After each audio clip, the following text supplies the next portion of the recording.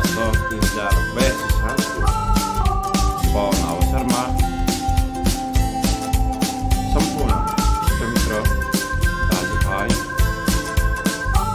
तथा देश विदेशमा बस्नुहुने सम्पूर्ण नेपाली समुदायहरूमा नयाँ वर्ष 2082 को हार्दिक मङ्गलमय शुभकामना व्यक्त गर्दछु।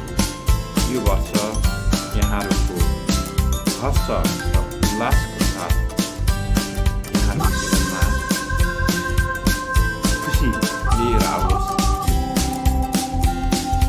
यहाँहरूको प्रगति उन्नति सधैँ अगाडि बढ्दै जाओस्, प्रगति उन्नति लिएर आओस्। यहाँहरूको दुःख समस्या सबै वादाहरूको अन्त्य होस्। यो नयाँ वर्षले हामीलाई